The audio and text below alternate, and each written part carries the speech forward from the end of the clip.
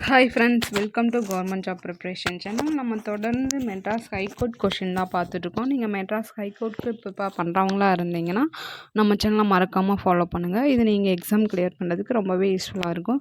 இன்றைக்கி நம்ம என்ன பார்க்க போகிறோம்னா மெட்ராஸ் ஹைகோர்ட் தமிழ் கொஷின் தான் பார்க்க போகிறோம். வாங்க பார்க்கலாம். ஃபர்ஸ்ட் கொஸ்டின், வாடிய பயிரை கண்ட போதெல்லாம் வாடினேன். வாடிய பயிரை கண்ட போதெல்லாம் வாடினேன் என்னும் கூற்றுக்குரியவர் யாருன்னு கேட்டிருக்காங்க. இதுக்கு ஆன்சர் என்னன்னு பார்த்தீங்கன்னா ஆப்ஷன் ஏ, ராமலிங்க அடிகள். அடுத்த கொஸ்டின், பிழையற்ற சொல்லை தேர்வு செய்கன்னு கொடுத்துருக்காங்க. அதாவது சில ஸ்பெல்லிங் வந்து தப்பாக கொடுத்துருப்பாங்க. அதைப்படி பார்த்தோங்கன்னா ஆப்ஷன் பி தான் கரெக்டு. இது எல்லாருக்கும் நல்லாவே தெரியும். அடுத்த கொஸ்டின், மீடியா என்பதற்கு பொருத்தமான தமிழ் சொல் என்னன்னு கேட்டிருக்காங்க. மீடியா என்பதற்கு என்ன தமிழ் சொல்னா மீடியானா ஊடகம். அடுத்த கொஸ்டின், வலையோசை கலகலவென ஒலித்தது. இலக்கண குறிப்பு கொடுத்துருக்காங்க. என்னன்னு கேட்டிருக்காங்க. கலகலனா இரட்டை கிளவி. ஐம்பால் பிரித்தெழுதுகன்னு கேட்டிருக்காங்க. ஐம்பாலை பிரித்து எழுதணும்னா 5 கூட்டல் பால்னு எழுதுவோம். அடுத்த கொஸ்டின், குமுறும் பறவை அப்படின்னு எந்த பறவை குமுறுன்னு கேட்டிருக்காங்க. இந்த ஆக்சுவலி கூகைனா குளரும். இந்த ஸ்பெல்லிங் மிஸ்டேக்காக என்னன்னு தெரில. இதில் குமுறுன்னு கொடுத்துருக்காங்க. ஆனால் கரெக்ட் ஆன்சர் கூகைன்னு தான் கொடுத்துருக்காங்க. ஸோ இதுக்கான ஆன்சர் உங்களுக்கு தெரிஞ்சால் கமெண்டில் சென்ட் பண்ணுங்கள். மரபு பிழையுள்ள தொடரை தேர்வு செய்கன்னு கொடுத்துருக்காங்க. அது கோழி கொக்கரிக்கும் தான், குயில் கூவும், கிளி பேசும், காகம் கத்தும்னு கொடுத்துருக்காங்க. அது ஆக்சுவலி காகம் கத்தாது, காகம்னா கரையும். ஸோ இதுக்கு ஆன்சர்னு பார்த்தீங்கன்னா ஆப்ஷன் சி, இது மட்டும்தான் தப்பு. அடுத்த கொஸ்டின், தொடரின் ஈற்றில் இடம்பெறும் நிறுத்தற்குறி என்னன்னு கேட்டிருக்காங்க. நல்லாவே தெரியும். தொடரின் ஈற்றில் என்ன இடம்பெற்றிருக்குன்னா முற்றுப்புள்ளி. அடுத்த கொஸ்டின், பிழையான தொடரை சுட்டி காட்டுகன்னு கொடுத்துருக்காங்க.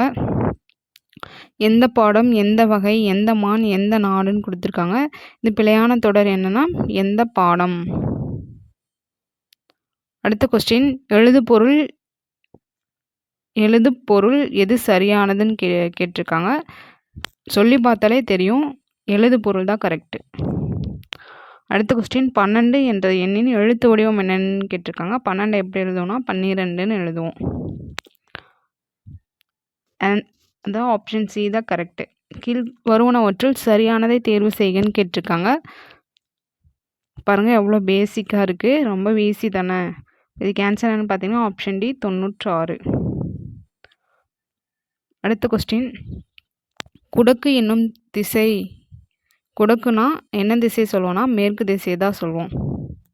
அடுத்த கொஸ்டின், தமிழா நீ பேசுவது தமிழா என்னும் தொடரில் முதலில் வரும் தமிழா என்பது விழித்தொடர். அடுத்த கொஸ்டின், கிளாசிக்கல் லிட்ரேச்சர் என்பதன் தமிழ் சொல்லாக்கம் என்னன்னு கேட்டிருக்காங்க. கிளாசிக்கல் லிட்ரேச்சர்னா செவ்விலக்கியம். அடுத்த கொஸ்டின், திரு ஆலவாய் என்று குறிப்பிடப்பெறும் ஊர் என்னன்னு கேட்டிருக்காங்க. திரு ஆலவாய்னா மதுரையை தான் குறிப்பிடுவோம். அடுத்த கொஸ்டின், உனக்கு கவிதை எழுத தெரியுமா என்ற வினாவுக்கு எனக்கு கட்டுரை எழுத தெரியும் சொல்கிறது வந்து இனமொழி விடை. அன்பும் அறனும் உடைத்தாயின் இல்வாழ்க்கை பண்பும் பயனும் அது என்னும் திருக்குறளில் அமைந்துள்ள பொருள்கோள் என்னன்னு கேட்டிருக்காங்க. இதில் வர பொருட்கள் வந்து நிரல் நிறை பொருட்கோள். அடுத்த கொஸ்டின், வேல நெடும் படை என்பது என்ன படைன்னு கேட்டிருக்காங்க. வேலம்னாலே தெரியும், வேலம்னா யானை. ஸோ இதுக்கு ஆன்சர் என்னன்னு பார்த்தீங்கன்னா ஆப்ஷன் பி யானைப்படை. அடுத்து, வேலவன் குன்றம் என்பது எந்த ஊர்னு கேட்டிருக்காங்க. வேலவன் குன்றம்னா திருத்தணி. அடுத்த கொஸ்டின், குடிமக்கள் காப்பியம் என்ன போற்றப்படுவது எதுன்னு கேட்டிருக்காங்க. நல்லாவே தெரியும், குடிமக்கள் காப்பியம்னா சிலப்பதிகாரத்தை தான் சொல்லுவோம். அடுத்த கொஸ்டின், தலையை கொடுத்தேனும் தலைநகரை காப்போம் என்ற தொடரின் தலைநகரம் என்பது சென்னை. தலைநகரம்னா சென்னை தான். அடுத்த கொஸ்டின், மங்கையராய் பிறப்பதற்கே நல்ல மாதவம் செய்திட வேண்டுமம்மா என்று பாடியவர் கவிமணி தேசிய விநாயகம் பிள்ளை. அவ்வளோதான் ஃப்ரெண்ட்ஸ், கொஸ்டின் முடிஞ்சது. இது போன்ற வீடியோக்கெல்லாம் நீங்கள் தொடர்ந்து பார்க்கணுன்னா நம்ம சேனலை மறக்காமல் ஃபாலோ பண்ணுங்கள். தேங்க்யூ.